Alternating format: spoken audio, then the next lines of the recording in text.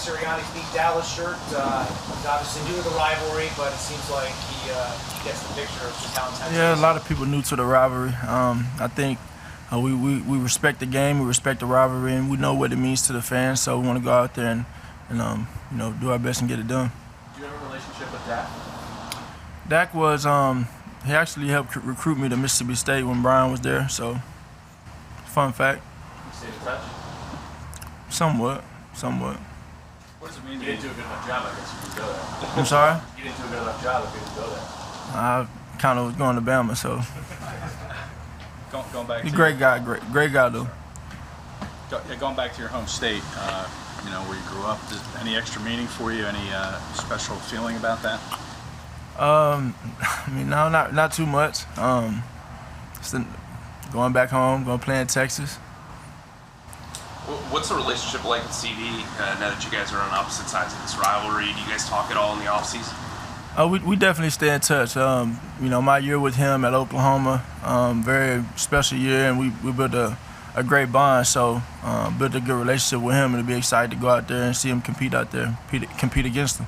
Can you help the defense kind of plan for some of his strengths and weaknesses? I'm not sure. We got to stay true to our fundamentals and what we do. In the end. Nick Sirianni said he beat himself up pretty good, the last couple days over some play calling and things like that from the San Francisco game. How much do you like that a coach, really self-analyzes himself and we've heard that you kind of do the same? I think Coach always talks about he always talks about the values he's instilled into this organization, into what we have going on here, you admire to see someone hold themselves accountable. For whatever it is, and everybody plays a role in that. Everybody has to be able to hold themselves accountable. So we respect that. And do you think the players and even you guys kind of feed off that as well? I think we feed off of the feeling of coming up short in the game, the feeling of knowing that there are things out there that we can control and we can conquer. So we just want to continue to learn from them. We're all going to hold ourselves accountable, and we're going to continue to grow. Now that you're into games, how has your relationship with Nick evolved over the last few weeks?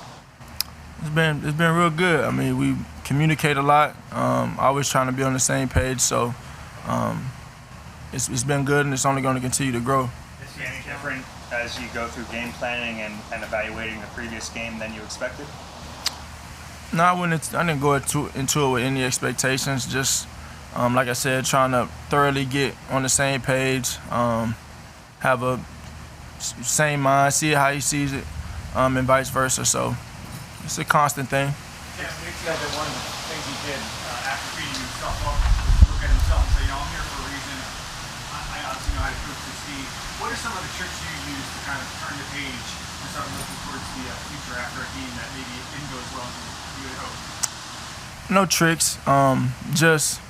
I've always said the 24-hour rule after a win, 24-hour rule after a loss. And I've always stayed true to that, so it's Dallas week.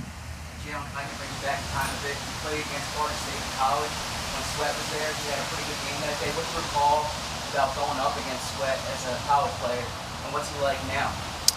He's always been a hell of a player. I'm happy to have him here and here for a longer amount of time with his extension. Congrats to him on that. But he's a hell of a player. Always been a hell of a player. Always been a disruptive player. He had a sack that day. Do you remember that game? I remember it, but I remember us winning too. As much as you guys try to treat every game like it's exactly the same, for you on a game like this, Monday Night Football, Dallas Cowboys, do you get a little more fired up for a game like this? You go out there and play. Ready to go out there and play. Excited to go out there and play. Jalen, you're a Houston guy. I think your godfather worked for the Texans. Were you a Texans fan as you grew up? How did that Texas dynamic work with the Cowboys and the Texans? I did support the Texans. Obviously, my godfather working there and always being around the complex and, that being my city and where I'm from.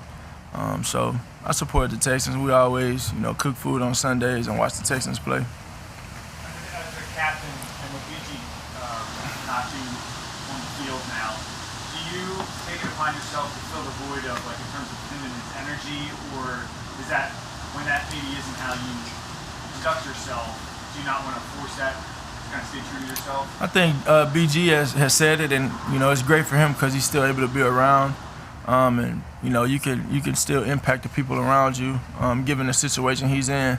So for me personally, I'm going to continue to be the leader and player I am, and try and do my job and execute at the highest level, and kind of affect the people around me in the right way. What were your thoughts? College, high school, is there a favorite rivalry game that you were a part of? Stands out to you? I mean, we played North Shore. We played North Shore in high school. And actually, I'm from North Shore, so I ended up going to school where my dad coached. So that was cool to beat them. We played in my junior year. What were your thoughts on how Landon played? Most of those games weren't very competitive, but when I played, they were. So. What were your thoughts on how Landon played last week, and what do you think this opportunity is going to mean for him? It's a great opportunity for him, man. Another Bama guy in there. Landon's a great player. He came in a situation where I really wasn't expecting, to come in and play like that. So I think he handled it right, and I'm excited to see him prepare and get a full opportunity this week. Take two more from Jalen. When you and Devontae are on the sidelines and you're going through maybe a play and you're looking at maybe some of the printouts or anything like that, how involved is he in kind of helping you figure out where he needs to be, or how much ownership does he take in a play maybe either going well or not going well? I think everybody's trying to take ownership and accountability for things, and also communicating, trying to see what we see. Do you see it this way? Are we on the same page? That's what it all comes back to. So he does a great job of that. And when you look at the receivers like Devontae and Jalen, who plays obviously, first or second year and stuff, you might have, week to week a good game or a bad game. How do you count these guys as far as adjusting to that, adjusting with you, and kind of? I couldn't hear you. The wind kind of. How do you how do they adjust to an up and down, a bad game and a good game, and adjust, and how do you adjust to that at the same time? Yeah, I think it's an ongoing thing. I always talk about learning, and there'll be things throughout the year that we always will learn from. There'll be a takeaway we're able to learn from that, build on it, and grow from it. And nobody is excused from that. So it's important that everybody looks at every situation, analyzes it, and learns from it. No losses, just lessons. So continue to learn, continue to grow, and keep going.